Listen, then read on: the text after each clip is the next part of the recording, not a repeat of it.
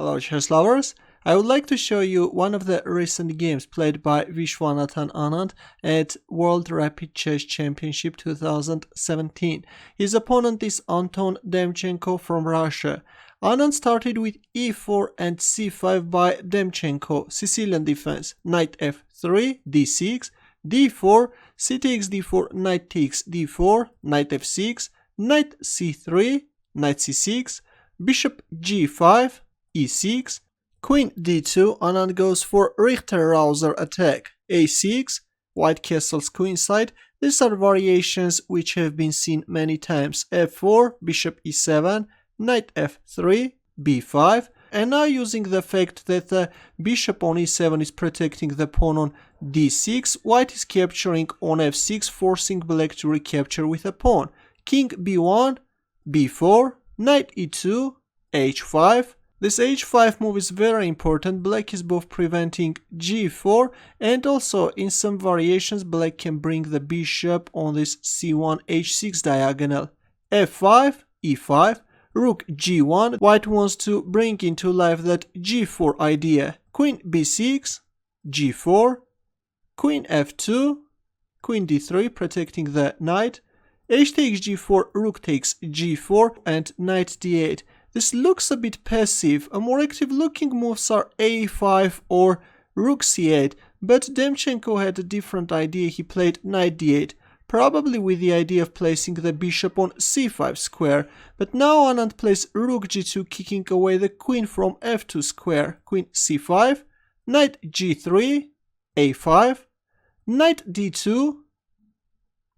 This knight can both cover the b3 square, and also we will see that Anand is playing to bring the bishop on c4 square.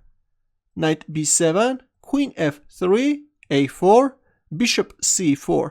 The bishop can both put pressure on f7 square and can also cover the b3 square in case black plays b3. Rook c8, rook c1, overprotecting the pawn on c2. This can be very useful. Bishop f8. Black wants to place the king on e7 square where the king is very safe, and the bishop on this c1 h6 diagonal. Knight h5. Attacking the pawn on f6. King e7, queen g4. Now white has a very dangerous threat. Knight takes f6. If king takes f6, then queen g5, checkmate. But in this position Anton Demchenko played a bad move, bishop h6. This is losing on the spot. A better move was playing queen d4, opening up the rook's path. If knight takes f6, then in return black can capture on c4. If knight takes c4, then queen takes c4, queen g5, bishop c6, opening up an escaping route for the king. If knight d5 check, then king e8. Of course, you won't play king d7 because of this knight b6 fork. And this is going to be an equal position. But instead, after queen g4, we see bishop h6. And there it goes, Anand is capturing on f6.